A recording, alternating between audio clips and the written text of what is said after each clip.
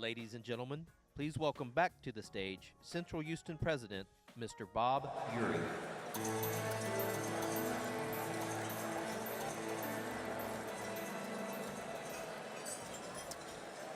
Please enjoy your meals and keep on eating. But if you could turn your attention up this way, I would very much appreciate it. I'd like just to take a moment again to thank our HSPVA madrigal singers. I thought they really were just absolutely wonderful. Yes, thank you. You know, over the past 30 years, we've made some tremendous progress with downtown, and this would not have been possible without the excellent help of community leaders. We have several elected officials with us here in the room today, and I have the house lights up, so I think you'll be able to see them. Let me do this. Let me introduce our speakers, and I will, and actually to hold your applause if you can, and we'll do it all at once in terms of recognizing them. First of all, at a state level, we have Jane Bland, who is Texas 1st District Court of Appeals here. And then, in addition to Judge Emmett, who we'll introduce in just a minute, we have Harris County Tax Assessor Collector Mike Sullivan, Harris County Clerk Stan Stainer, Harris County Attorney Vince Ryan is with us today, and then we have Harris County 55th District Court Judge Jeff Shadwick, the 281st District Court Judge Sylvia Matthews, the 269th District Court Judge Dan Hindy, all with us. And then for our city of Houston, in addition to the Mayor Pro Tem Ed Gonzalez, who again I'll introduce a little later, we have council members from District C, Ellen Cohen, Council Member District I, Robert Gallegos, Council Member District K, Larry Green, and also Council Member at Large, David Robertson. Now, if you could show your appreciation for their work that they do, please join me.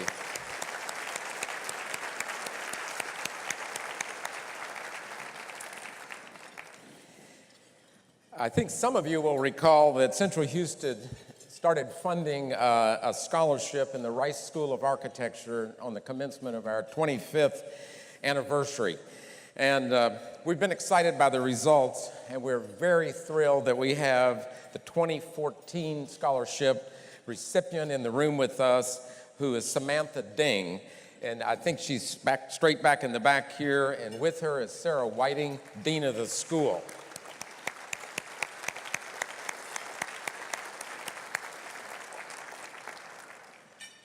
Now, in addition to these guests, I want to recognize our members here, okay? So please take a moment to review the long list that's there at your place, because I'm not going to read them to you, okay? But we're deeply appreciative of your all's support, because after all, you're really the engine and the force behind this organization. But I am going to do this. I want to recognize our newest members, and let me read this list, and that is AECOM, BB&T, Christ Church Cathedral, Colville Office Properties, Limestone Group, Mass Mutual Houston, NAI Houston, NGI Sky House, and the Houston Club. So we really appreciate all of you, including our new members. Thank you.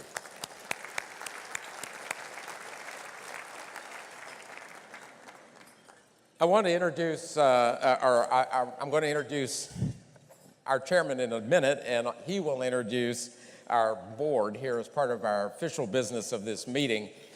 But I'd like to take just a moment here to recognize the volunteer directors of our sister organizations that contribute. We all work together for the advancement of downtown. And just when I call the name of your organization, just stand and keep standing. We'll recognize you all at once. We have representing directors here from Buffalo Bayou Partnership, the Discovery Green Conservancy, the Downtown Redevelopment Authority, TERS number 3, the Houston Downtown Alliance / Theater District, the Houston Downtown Management District, Houston First Corporation. We're so glad to have you, and if you all will help me recognize them and for our appreciation.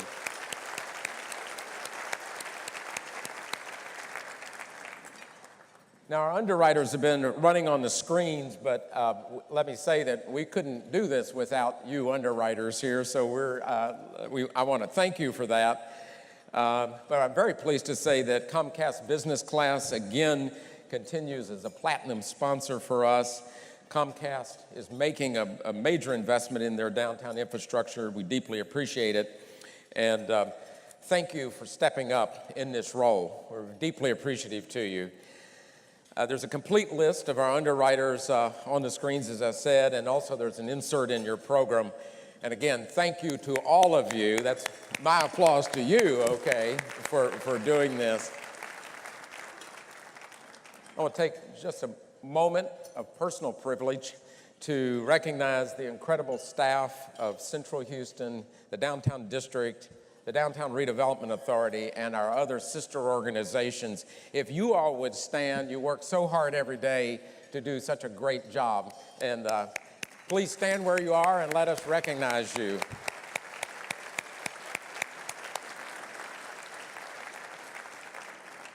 And finally, one more point of personal privilege. I'd like Gail to stand. My wife, Gail, here, 46 years, and thank her for her tireless support. Thank you, honey. Now let me introduce our Central Houston's chair to begin our program. We're so pleased that Rick Campo, Chairman of the Board and Chief Executive Officer of Camden Property Trust, took on the leadership of Central Houston back in January. Rick began his real estate career after graduating from Oregon State University in 1976. And after he worked for Century Development here, he co-founded Camden's predecessor companies in 1982, and of course has now spent 30 years building a real renowned real estate investment trust that's worth over $10 billion with 17 in communities in 17 regions of the United States with over 60,000 residents. His company is an S&P 400 ranked. It's a New York Stock Exchange listed company which is consistently ranked among Fortune magazine's 100 best places to work in this country. This year, Camden is 11th on that list. He's been chair and he's on the board of several national real estate organizations for the multifamily industry. But in addition to the business side of it, Rick works tirelessly in his service here to so many organizations in Houston. He's the founding chairman of the board of Houston First. He serves on the boards of the Greater Houston Community Foundation, Greater Houston Partnership, and the University of Houston C.T. Bauer College of Business. Rick he served on the founding board of the Harris County Houston Sports Authority, and he was really one of the principal architects in very complex financial transactions that let us build Minute Maid Park, Toyota Center, and NRG Stadium. And he likewise shared his expertise with the Houston Convention Hotel Corporation, which is now Houston First, for actually the development and operations of this building, this hotel, and of course the brand new Marriott Marquis under construction on the other side of the park. Rick is also working very hard to transform the George R. Brown through Houston First and the area around it, and so that we begin to make an even more exciting and pleasurable meeting, convention, and tourism destination, not just the visitors of other cities, but visitors to our cities as well. And if that weren't enough, Rick has put a ton of time already this year. One, before that, actually helping us land Super Bowl 51 here, but now putting tremendous volunteer hours into getting it done. And Rick, I guess it's only about 2.5 years away. So Rick, we truly thank you for all that you do and your leadership as chairman of the board of Houston Center. So please join us to conduct our meeting. Rick? Thank you. You give it back to me. Well, thanks, Bob. I wish my parents were here to hear that introduction. They'd wonder something about it, right? Well, thanks for joining us here today. And in particular, I'd like to thank the membership for their ongoing support.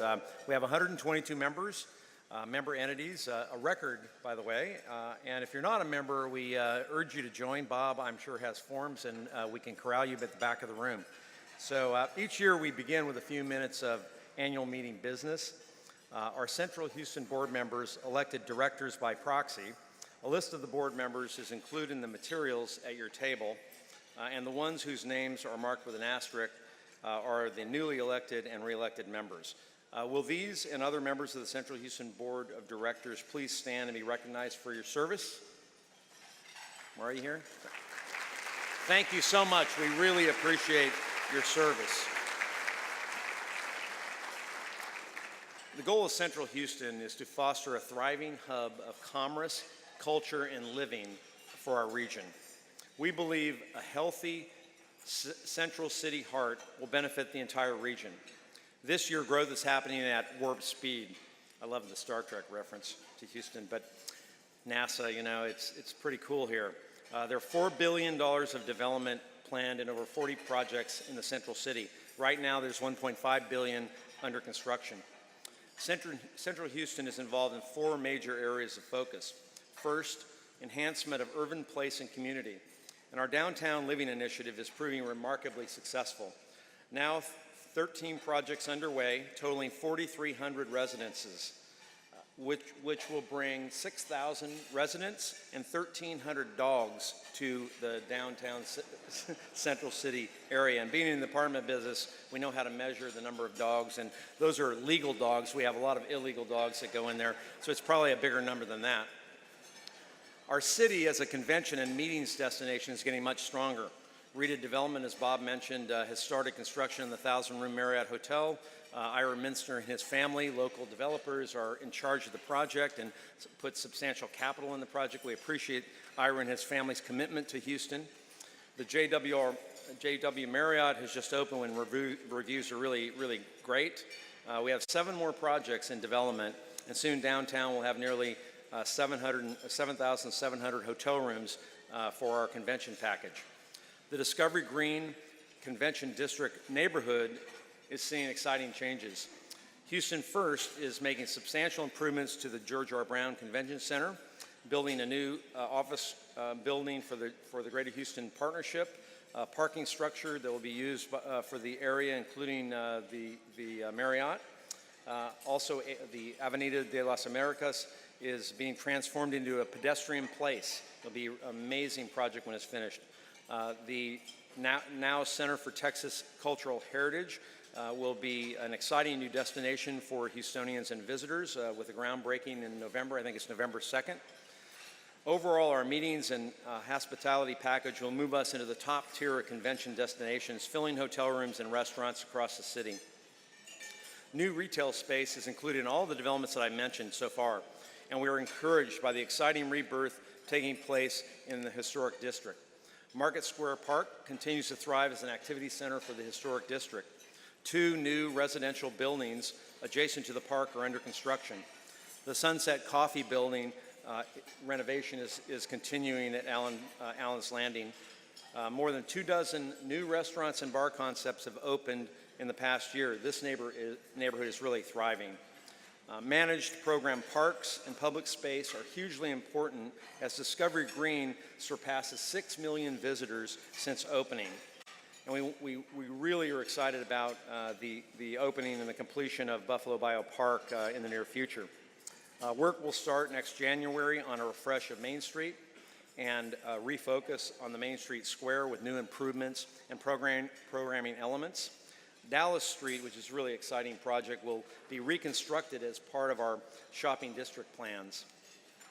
And also, let's commend the mayor's work and the mayor's office on the in collaboration with a lot of others on advancing the campaign to end homelessness, with 1,874 chronically homeless individuals now permanently housed and almost 2,900 veterans in housing and supported services. This has been a great collaborative affair with lots of public, private, the county, the city, all joining arms to really deal with people that are at most risk in our community. Our second focus area is continued investment in business development and downtown's attractiveness as a workplace. With the downtown market at 90% occupancy and rents at an all-time high, that's great for landlords, I know, not so good for tenants. There are 7 new office buildings in development with a potential add of 5 to 8 million square feet of space. 2 projects have already started and 3 more are set to start. I think the thing that, to me, that is really great about this is not just the fact that we're starting this, but it's the jobs that we create. We're creating a massive amount of jobs, and we all know that quality of life is really important, and the most important thing is having a job to be able to create that quality to start with. Work is underway on a delightful, well-programmed, managed parks and public spaces that will increase pedestrian activity in the downtown area and the city center area, and it will create additional third spaces for people to connect. People are all about connecting today and connecting in a lot of different ways, and we need to have spaces for them. Our third focus area is to facilitate transportation improvements. We look forward to Metro Rail purple and green lines next spring. Of equal significance, absolutely. Of equal significance is the rollout of Metro's system reimagining plan next summer. This is a significant rethink of how Metro provides transit to our growing region. This new system will conveniently connect millions of residents to over 1 million jobs. We look forward to helping you communicate the new transit options to your employees next year. Freeway and road improvements are an ongoing consideration, and we continue to work with TxDOT on a major rethink of the freeways in the central city. Both today and in the future, adequate funds are needed to support the reconstruction and maintenance of our freeways. Transportation, as we all know, is woefully inadequate in the state, and we're not getting as much help as we would like from the federal government either. We support Proposition 1, which is going to be on the November ballot, and we hope that all of you in this room will support that as well. Increasingly, our younger workforce wants transportation choices, and the central city offers those choices. We have light rail, GreenLink, B-Cycle, Zipcar, taxis, Uber, Lyft, and other app-based services that are easily accessible. Now, I can attest to you that I know we had this big debate about Uber, and we continue to have it, but it was really helpful when my son, who's 24 years old, needed Uber last weekend and used it. We have an expanding network of bike trails and more sidewalks per acre than any place in the region. Our fourth focus area is to facilitate improved access to quality educational choices. A new Central Houston task force is looking at education. Young employees and employees new to our city need an easy way to navigate the incredible menu of quality public and private schools in the central city. Already, the list is growing as HISD progresses with construction of 21st century educational environments supported by the nearly $2 billion bond funds. We're very happy to have one of the new HISD campuses that will be built just a few blocks away. Construction of the new HSPVA will begin before year-end here in downtown. The list could go on a long time, and we don't have enough time to go through the list here, but we're really excited. It's just an incredibly exciting moment for our region. Houston is seeing growth that is the envy of every major city. As a matter of fact, we are going to be kicking off a brand new branding campaign for Central Houston starting in January, and the tagline is "Something Big is Up," so which is sort of says it all. I mean, this is just an incredible time for us here in Houston, an incredible time to be in the city. If we think of Houston's core as an area inclusive of Uptown, Texas Medical Center, NRG Park, and the university campuses, including U of H, Rice, University of St. Thomas, HBU, and Texas Southern University, the list of projects will be 4 times longer and much more billions than I talked about earlier. Collectively, we are experiencing unprecedented growth and change over the next 3 years with all these projects and all these new people moving to town to get these jobs. What we know is that these young recruits, the millennials as we call them, to our city want a real urban experience. In downtown, the central city, we have the bones. We have the ability to provide this experience that people want today of urban living, and we need to be able to deliver. Are people watching Houston? Yes, absolutely, they're watching Houston. And in the eyes of the world are going to be turning on Houston again in 2016 when we host the Final Four at NRG Stadium, and 10 months later in 2017 when Super Bowl 51 is at NRG Stadium. And I've finally been able to say NRG and not Reliant. I don't know if you all are having that problem, but it's been tough. These events offer a fantastic opportunity for us to spotlight our region's progress. We did a great job in 2004 when we hosted the Super Bowl, but without question, we'll outdo ourselves in 2017 and shine a bright light on Houston to promote the region over the long period. This could not happen without great collaboration between a long list of public and private entities pulling together to make change happen. And that's what we do in Houston. That's that can-do spirit, the ability of getting things done with people go, well, you really can't do that. And in Houston, we say, well, why not? And we just go do it. And I think that's what's great about our city. We're grateful to all of you in this room who do make change happen and do what it takes to get things done in Houston. Thank you very much, and I'll turn the program back over to Bob. Thank you. Thank you, it's great. You know, Rick was talking about the help from the federal government. Let me recognize our Congresswoman from District 18 of Texas, Sheila Jackson Lee, who's right down here, has joined us since I introduced everybody.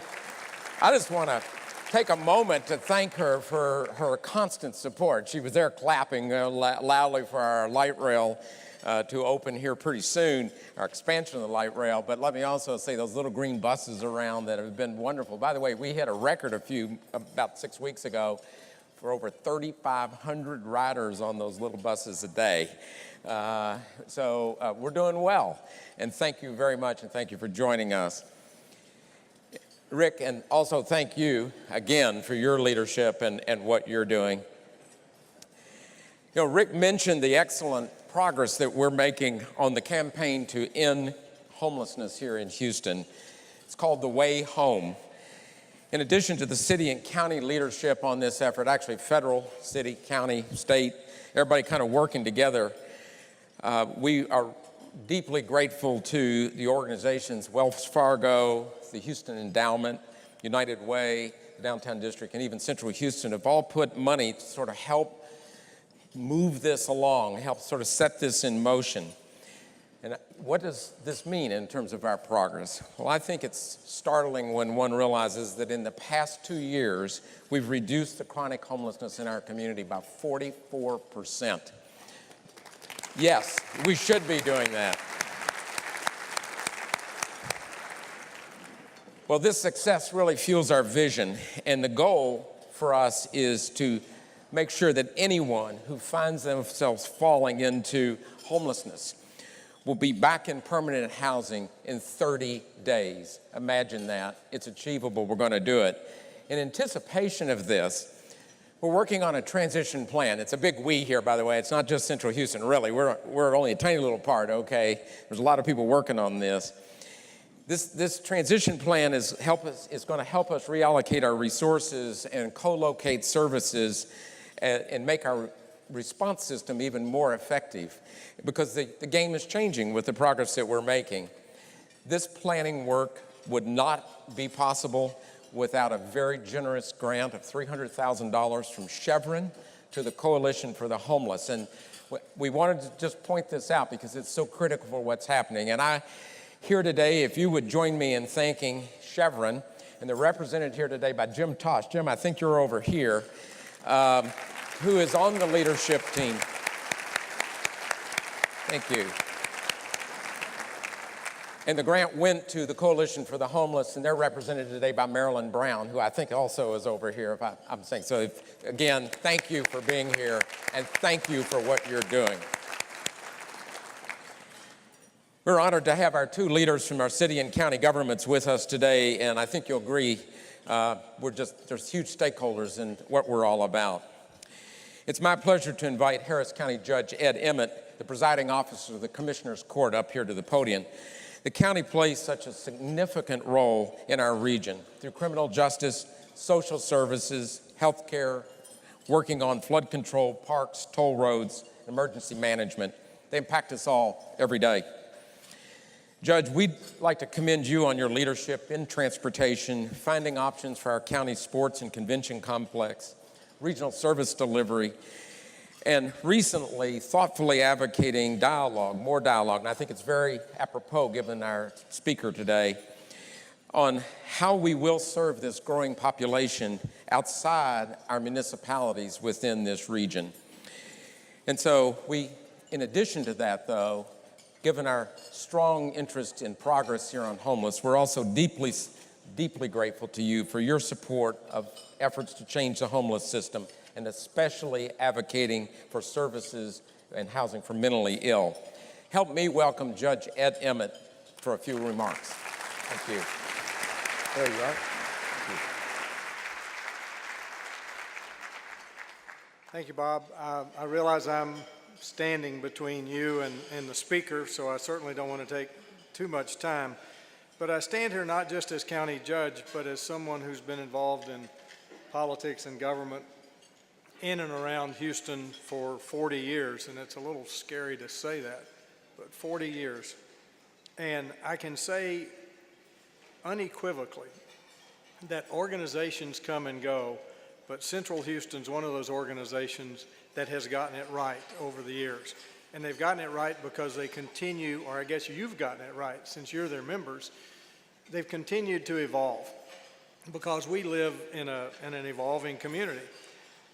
A little story from when I was in the legislature. I lived in Kingwood. I represented the Kingwood area. It was not part of the city of Houston. And most people out there didn't want to be in the city of Houston. And I heard about it constantly. And I'd go to those meetings, but since I graduated from Bel Air High School and Rice University, I kind of considered myself a Houstonian. And most of the people who had moved into Kingwood in those years had moved from out of state. And they'd come here with either Exxon or Shell. And where did they work? Downtown. And I would always break up meetings by asking at the end, when you left wherever you came from, where did you tell people you were moving? And they'd all kind of look down and go, well, Houston. So why are you so anti-Houston now? That's always been my attitude. I mean, we're all in this together. The county, the city, but now it's even going beyond county lines. Our urban area has grown so much. I say this every chance I get. By the year 2018, there will be more people living in unincorporated Harris County than live in the city of Houston. We have to find a way to address issues together. And I know Mayor Pro Tem Gonzalez and Mayor Parker and all of us, we recognize that. But it's going to take an organization, several organizations, but clearly, Central Houston needs to be one of those organizations that's absolutely in the forefront. Because without a strong core, the rest of the area is not going to do well. And if the rest of the area doesn't do well, the core is not going to do well. So we have to recognize that. Because the issues we're going to deal with, whether you're talking about homelessness or mental health or indigent health care, they're like floodwaters. They don't recognize any boundaries. They're going to come across city limits. They're going to come across county lines. And so that's why it's so important. And those of us in elective office come and go. I know that's hard to believe, but we really do. Go back and check. We come and go over the years. But organizations like Central Houston need to be the anchors. They need to be organizations that are constantly working with whoever is in office to make sure that the core stays strong, the area around it stays strong, and we're all in this together. So it's a pleasure to be here. Thank you very much.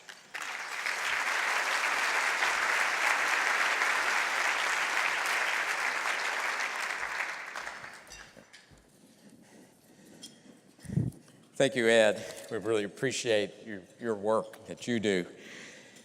It feels good to say this year that our economy is working so well and so strong, and I think it's keeping all of us going with our tongues hanging out. This is a good thing. That's happening over at the city of Houston right now as they shepherd the city through these times and continue to tell the story of our city around the world.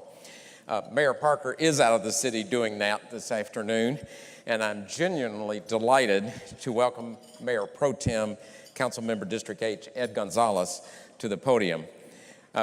Mayor Pro Tem, you've been an integral part of downtown actually throughout your career, and it's great to have the opportunity to thank you for your service and your personal leadership. You have been committed to serving the people of Houston, 18 years in the Houston Police Department, And now he's chairing the City Council's Public Safety and Homeland Security Committee. Your work with us on neighborhood quality and infrastructure projects actually started well before you were elected to council. As a graduate of the University of Houston downtown and University of St. Thomas, Ed is also a champion for education, telling his personal story to kids in our schools around in his district, but actually around the city. We're really deeply grateful to you, Mayor Pro Tem, for your leadership in helping advance this city. So if you join me in welcoming Councilmember Pro Tem Ed Gonzalez to the podium. Thank you. Good.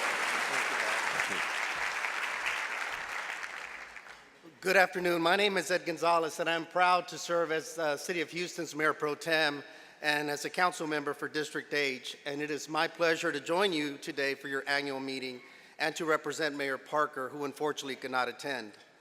Before I begin, I too want to thank all of the elected officials in attendance here today, and in particular, my colleagues from Houston City Council. I appreciate all your work.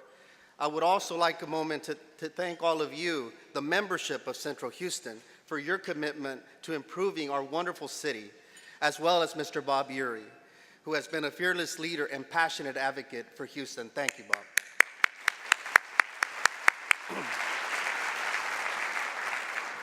My time is limited today, but I want to assure you that the state of our city remains strong and that the development of our central business district continues to boom. Our recently expanded partnership with Central Houston through the Downtown Living Initiatives has made a real impact. Thanks to the $15,000 credit per unit, there are currently 12 residential projects under construction or in the planning stages downtown. Houston First continues their redevelopment of the Convention District and began phase 1 of the redesign of Avenida de las Americas late last month. Progress is also visible at the site of their new parking garage and office tower adjacent to the George R. Brown Convention Center. The Marriott Marquis development, spearheaded by Rita, had a successful second concrete pour in September and is now in the process of erecting a second tower crane. As you may know, there are 8 hotels under construction or in the planning stages downtown. That's a big deal, folks, as it means an additional 2,500 hotel rooms available in our central business district. Also, new retail development is also promising, with 2 new ground-level pads at the Marriott Marquis and 4 pads planned for the George R. Brown Convention Center. As chair of our city's Public Safety and Homeland Security Committee, and as a former Houston police officer, crime prevention is always at the top of my agenda. I am pleased to report that City Council has worked hand in hand with Central Houston to tackle what's commonly known as KUSH, or synthetic marijuana problem, that has plagued our city, and in particular, the downtown area. And I'm proud to report that just this morning, through the efforts of Mayor Parker and City Council, we unanimously passed our new ordinance to do just that, to be able to tackle this problem. Yes, thank you.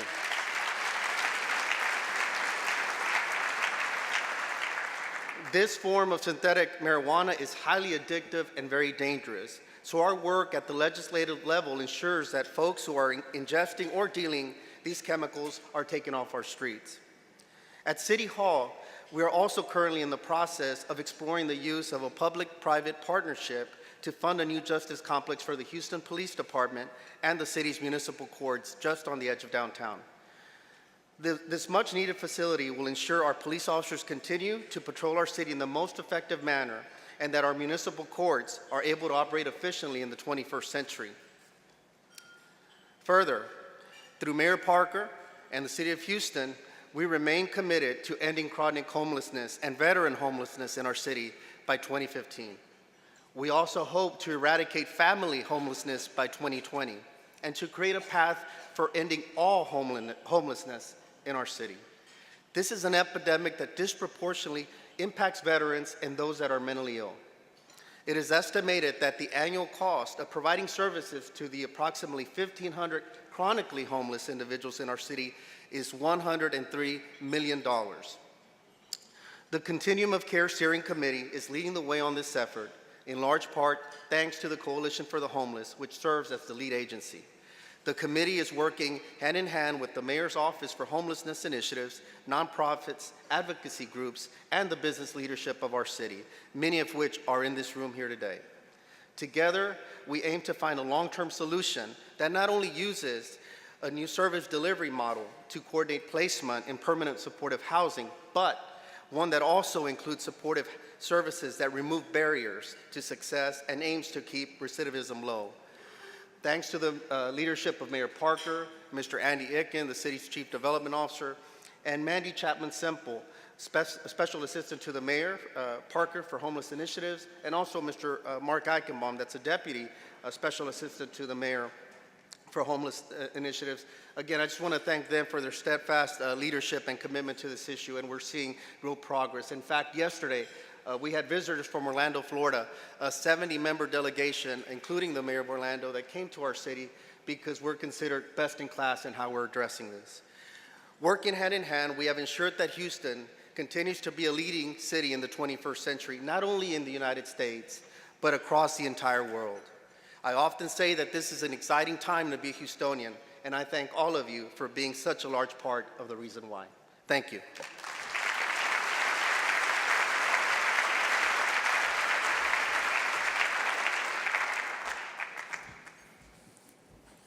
Thank you so much, Mayor. That was wonderful.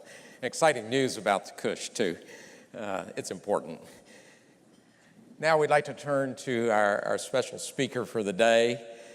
You know, we focused these recent annual meetings on the significance of this vibrant core, but I think also to kind of really increase our sensitivity to the role we have, as the judge well said a moment ago, in the entire region here. We focused last year sort of on this larger area now with about 500,000 people working in it, which sort of anchored by Uptown, Texas Medical Center in downtown. And what's happening, as you know, and you could hear here from the statistics, more and more people are calling this home as well. Today, though, we're going to kind of come back out and take that look from that bigger perspective with our speaker.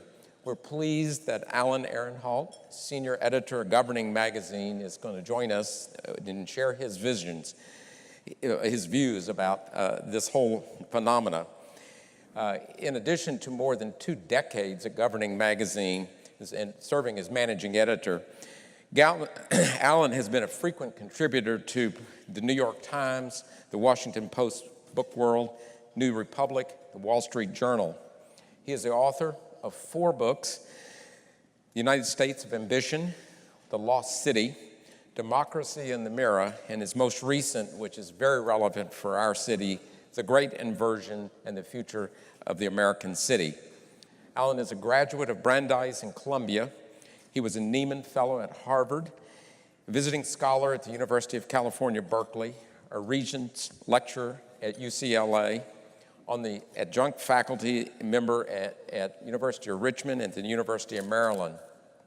He's known as a leading urbanologist, and in his book, The Great Inversion, he reveals how the roles of American cities and suburbs are sort of changing places, young adults and affluent retirees moving in, while immigrants and less affluent moving out, and addresses the implications of these for our future, not just in this city, but in all our cities in this country. I've known Alan for actually quite some time, actually through an international organization that we've been a part of since the get-go. And I've always found Alan's perspective to be on city change to really be incredibly timely and thoughtful. And I'm so appreciative that he agreed to be with us today to share his work. And also I'm deeply appreciative for his interest in our city and its role really in sort of as a focal point as we sort of lead, in many cases, what's happening in cities around this country. So please help me in welcoming Alan Ehrenhalt. Alan? Thank you. I see this big number 20 in front of me, and I suspect that means that if I go much beyond that, something will come up out of the floor and I will be removed from the premises. On the other hand, there's a lot to say, so I'll try to say it in as much as concisely as I can in the time available to me. Let me start by telling you a story. In 1979, the mayor of, this is almost 50 years ago, 1979, the mayor of Chicago was beaten by a snowstorm. What happened was, this was the blizzard of 1979, and the service on the transit lines was disrupted. The trains couldn't get downtown properly. And what happened was, when the trains reached the inner city stations on the edge of downtown, all the affluent people who had boarded at the outskirts were still on, and the trains were passing up the inner city stations where the poor people lived. And minorities got so upset at this that they unseated the mayor in the primary 2 weeks later. Well, the point is, this couldn't happen today. And the reason is not because of climate change, and the reason is not because of the efficiency of the trains. The reason is because the people coming in from the outskirts would be the minorities, and the people left stranded on the platform would be the affluent professionals living in the inner city. That's the way Chicago and lots of other American cities have changed in that time, and you can call it gentrification. We've all talked about that term. It reflects something that's going on all over the country. The central areas of dozens of large American cities are experiencing similar phenomena, affluent people taking over the central city. And I like to say that this change is not exactly gentrification, it's something larger than that, and it's a kind of demographic inversion. Successful American cities are coming to look like a European city of 100 years ago, London, Vienna, Paris, or Paris today for that matter. What do I mean by that? I mean that people who have economic choice are coming to live in the center of the city. Minorities and immigrants are living beyond the city limits. And it may seem to you that Houston doesn't belong in that category, and I think, of course, Houston does things its own way, but to a remarkable degree, I would urge you to accept that the changes that are transforming older northern cities are going to affect Houston too. And again, I mainly mean a demand among affluent people to live near the center, not necessarily at the literal center, but in the neighborhoods surrounding it, or at one of the development nodes close to the center. Meanwhile, the poorer residents and new immigrants will increasingly live further out. And another piece of this inversion is that the ex-urban communities, which are so prominent in Houston, will strive to be more urban in style. We're already seeing that. They'll start to imitate the urbanized center, because that's what will make them attractive to the coming generation of residents. Now, I wrote this about American cities in general a couple of years ago, and sometimes I've been misinterpreted when I say it, and maybe I haven't always been clear enough about what I mean. When I talk about a demographic inversion, I don't mean tens of millions of people forming a stampede of station wagons out from the suburbs into the center of the city. For one thing, there's not enough supply. Even if half the suburbanites in the Houston area wanted to live in the city all of a sudden, there wouldn't be room for them. So it doesn't mean that. It means a trading of places, people with money choosing to live in the center. And when I say people with money, that doesn't mean extremely rich people. That means professionals on one good income, or in some cases, two good incomes. People who can make it and pay rents that are, or condo fees that are bound to become higher as time goes on. At the same moment, immigrants and poorer people are striving to create a life for themselves at the fringes of the metropolis. It's true that in the last few years, the fastest growing parts of America have been the exurbs, the outer suburbs, especially around here, especially in the South and Southwest. But cities are starting to grow again. Many cities have grown more since 2010 than in the whole first decade of the 21st century. It's leveled off a little bit in the last year or so, but the latest data show that of the 51 biggest metros in this country, city growth continued to be faster than growth in the suburbs in those 19. That's a real change from 10 years ago. And mostly these were places with knowledge-based economies, as we've come to refer to them, wealth disproportionately in education and science. Houston wasn't one of the fastest growing within the city limits, but when you look at major cities' growth in GDP, which came out a few weeks ago, Houston is right at the top in that category. And a lot of that growth was in the ex-urban communities, but a lot of it was in the center as well. So 2 years ago, when I first started giving talks on this subject, the idea of affluent people taking over the center of cities was still somewhat new to a lot of the listeners who heard it. Now I think most people I talk to realize it's happening. The greater issue now is the cost of living in the center and the possibility that young adults who want to live in the middle of a city will be unable to afford it. 10 years ago, young people who couldn't afford Manhattan moved to Brooklyn. Now Brooklyn is unaffordable for a whole generation of millennial kids. And so they're going to Jersey City and Hoboken. The center of Jersey City is a forest of high-rise condos charging rather high rents to people who work in the financial industry.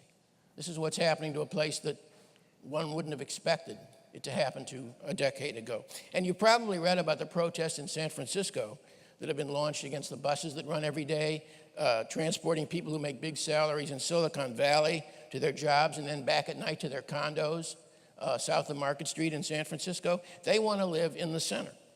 And all of this symbolizes the idea, which has some validity, that there isn't going to be room for the middle class in the inner city neighborhoods of San Francisco. And that's a concern, and it's a public policy issue that needs to be dealt with. So we're going to be seeing these kinds of tensions in more cities in the coming years.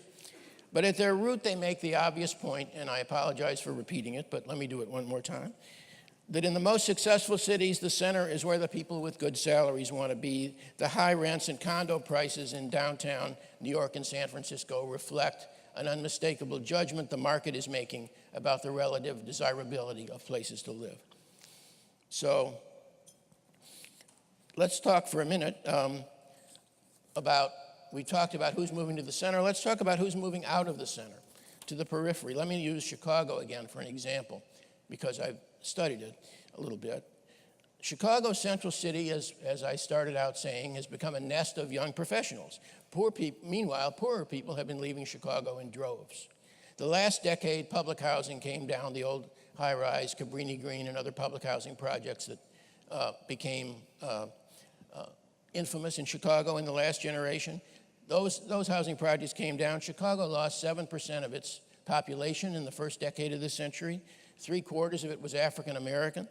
Chicago still has poor people, but it became a whiter city with more affluent residents. And Chicago now has attained a kind of diversity in which it's essentially 1/3 white Anglo, 1/3 African American, and 1/3 Latino. And that's the equation that prevails in Chicago. The public housing tenants were promised new housing for their displacement, but only about 30% of that housing has been built. But even if it had been built, poor people would be leaving the city. They're leaving most of the big cities in America, even the ones that didn't tear down housing projects. Now, it's a simple fact that more poor people now live in the suburbs than in cities. There are more poor people numerically in suburbs than in cities in America. The rate of poverty is still higher in the cities, but in absolute numbers, the suburbs have more. Some poor Americans are moving out of cities into suburbia, and immigrants are settling first in suburbs, not in cities. When this came out, the fact that there were more poor people in the suburbs than in the cities was a bit of a psychological shock to millions of Americans, but if not already, it soon will be part of the common lore about American urban and suburban life. Now, race is clearly a factor in some of these inversions. People of color are being displaced in some cases. But probably more often, as a recent study showed, the inversion happens fastest when there hadn't been much of a population of any sort in an area during recent decades. Consider just briefly, the financial district in Lower Manhattan, Wall Street. Essentially, for most of the 20th century, nobody lived there at all. There are fewer people in the financial district in 1970 than there were in 1800. By 2000, there were 20,000 people living below the World Trade Center, lower tip of Manhattan. Now there are more than 60,000. The number didn't go down during the recession. It actually went up a little bit. And on Saturday morning, you see strollers on Wall Street. Public schools have waiting lists. And here's one that you may not have realized. I didn't until I came across it. On one side of Wall Street, between Broadway and the East River, every building on Wall Street on one side is now a residence. And the other side is still commercial and financial. But one side of Wall Street has become essentially a residential center. And I think it's reasonable to predict that in 5 or 10 years, Lower Manhattan is going to be more a residential district than it's going to be anything else, with some residual presence of the financial industry. But when I say that there are strollers on Wall Street, I'm not trying to avoid the fact that the growth in central cities has mainly been singles and couples. And some critics say that until you get lots of families moving back to the central city, families with children, it's not a true urban revival.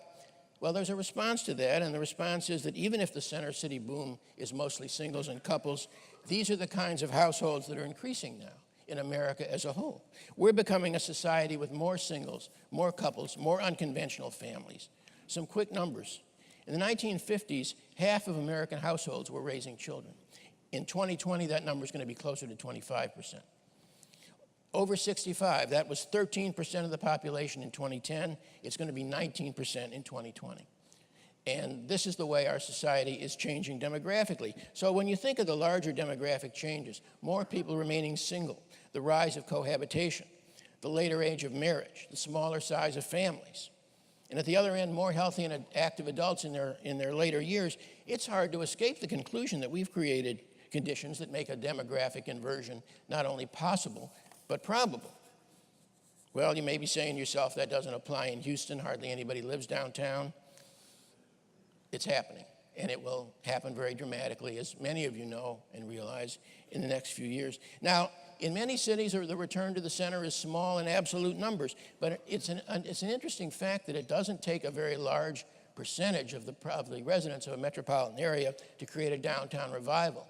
Denver's lower downtown, Lodo, which is lauded as one of the more successful downtown revivals in recent years, that's 17,000 people living downtown. Well, you can imagine what a small percentage, 17,000, would be of what you have available in Houston. So it doesn't take many people to create a downtown revival.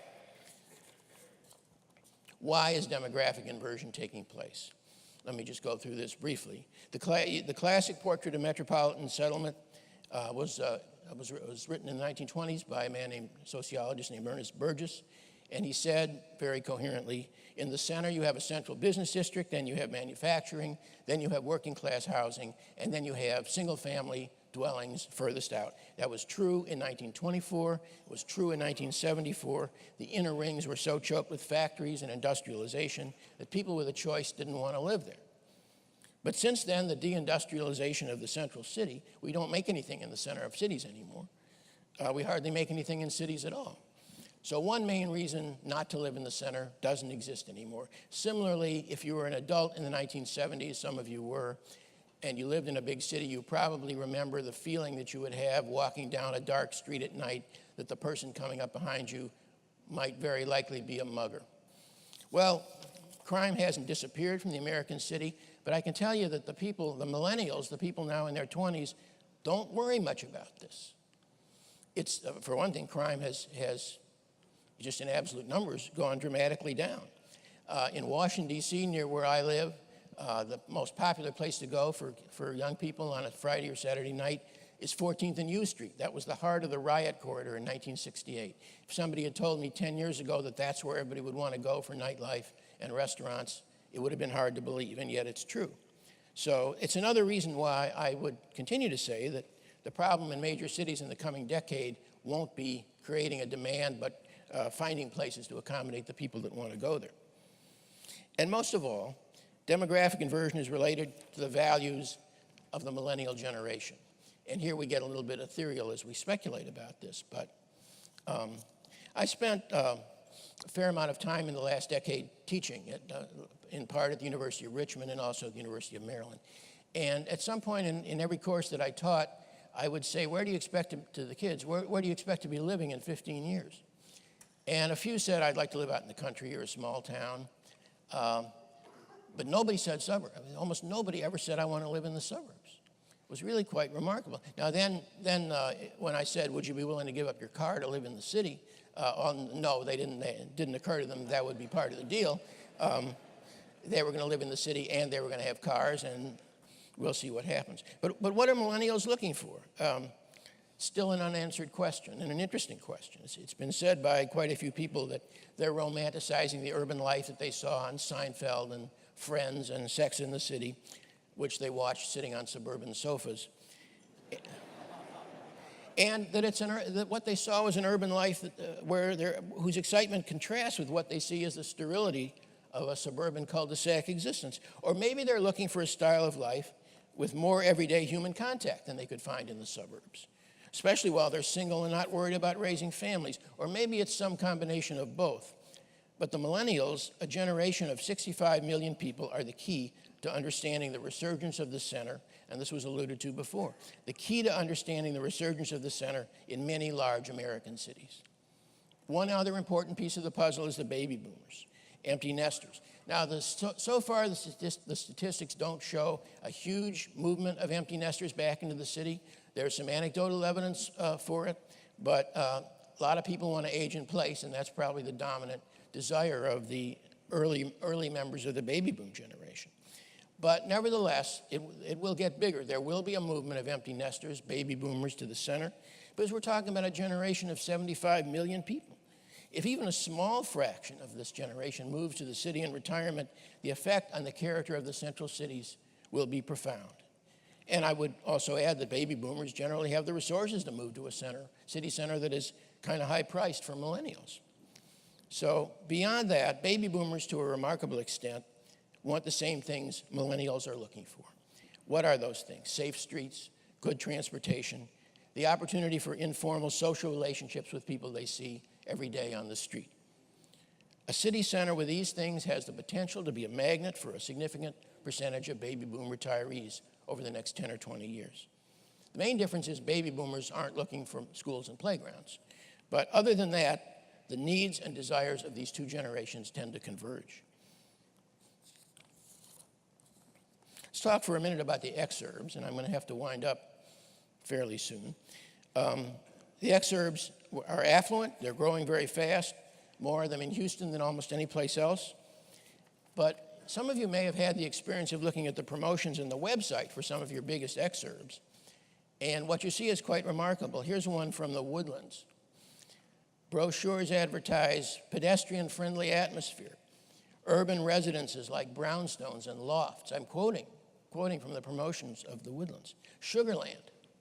10 years ago, this is quoting again, 10 years ago, Sugarland was considered a quaint Houston suburb.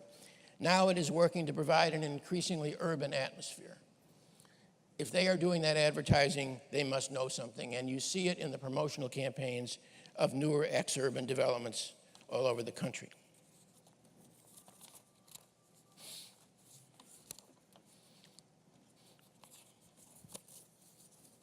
What else is attracting people to the center of cities? In addition to transportation alternatives, as I say, you need streets that offer a sense of walkability and sociability. You want to have a situation where people can walk out of their apartment and condo or townhouse and run into familiar faces that they can exchange pleasantries with or maybe share a cup of coffee. This was one of the main desires that unites the millennials and the boomers. And as I've said, it's hard to do this by public policy. When conditions are ripe, it just happens. But it's happening in a lot of cities around the country. And of course, you need some commercial amenities, grocery stores, drugstores. This can take some time. As a lot of you know, it's a catch-22. The stores don't want to come in until the people are there, and the people are reluctant to come in until the stores are there. I mean, we've all run into this. Needless to say, it helps a lot if you have jobs downtown. That's what drove the center city residential population in Chicago, Philadelphia, Seattle. And of course, Houston does have that. It's the job base that supports the restaurants and the retail that millennials and boomers are both looking for. Let me talk very quickly about how education fits into all this, because if there were questions from the audience, the first one I guarantee you would be about schools. A significant number of urban advocates, some mayors, continue to insist that the middle class won't return to central cities until the school problem is fixed. I would be just as happy as anybody to see urban schools improve, but I think, to be honest with you, these people have it backwards. School performance follows the demographics. Schools improve after the middle class arrives, and I'm not speaking in racial terms, the middle class of any racial or ethnic group. Studies in Chicago actually show that the test scores of low-income pupils in neighborhood schools go up when the neighborhood starts to gentrify. So it seems to me that schools are not the first piece of the urban puzzle that falls into place. They're among the final pieces. The important questions are whether young adults will be attracted to living near the center, whether they're going to want to stay there when they have children, and whether they will stay when their kids reach school age. And I think the answer to the first two questions has already been shown to be yes. That's why you see strollers on Wall Street. And the third question on whether people will want to stay when kids reach school age, I think reasonable people may differ, but I think in the coming decade that will be answered in the affirmative as well. If I can have a couple of more minutes, even though I've reached my, the time is up sign has gone up there.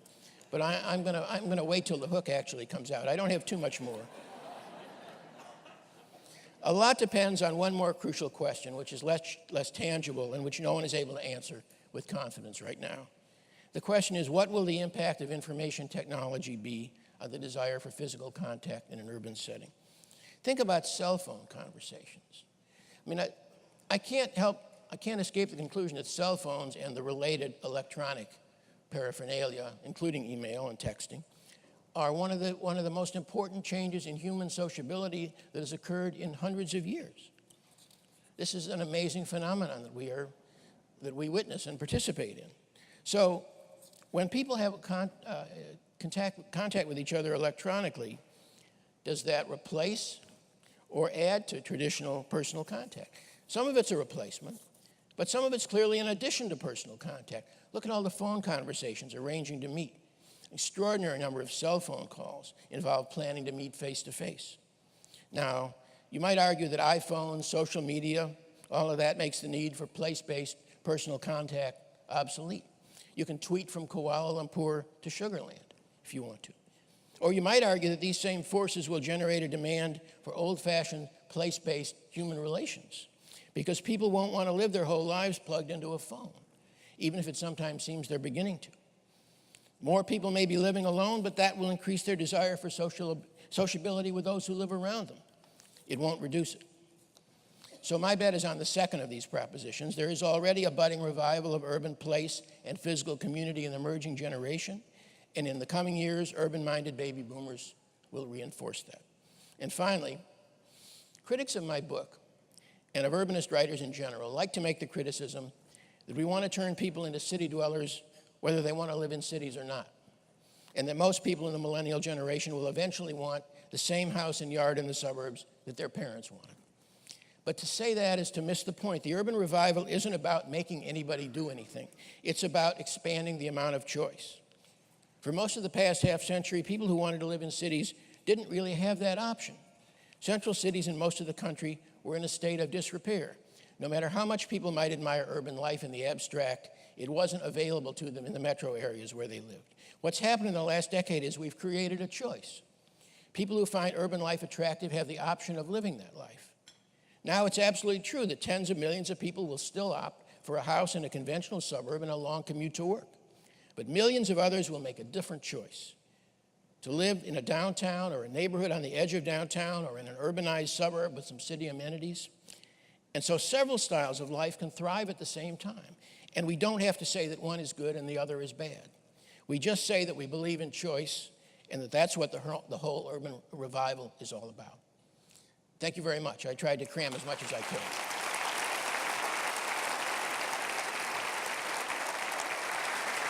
Thank you.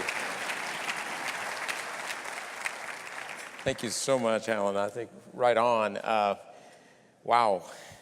I think he wraps up so well the themes that we seem to be addressing daily as we do our work, and all of you as you participate with us. This is about as front and center as anything I can imagine. Alan, thank you so much for your remarks. And also thank you to you, Judge Emmett, Mayor Pro Tem Gonzalez, and Rick as well for sharing your leadership.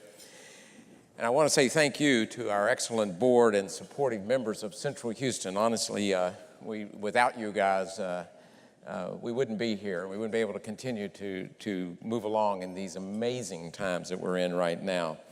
If you're interested in learning more about Central Houston, you can log on centralhouston.org for more information. We really want to thank you for taking the time out of your schedules to join us at this occasion today. And really, moreover, just thank you for your leadership and what you do. As I look around this room, what an amazing group of people. And your passion for this city is remarkable, and great things are happening here because of it. We certainly have an interesting and very exciting future ahead of us. And so I guess without any further ado, we probably need to adjourn so we can get on with building this city. It's indeed a very exciting future ahead of us. Thank you. To you.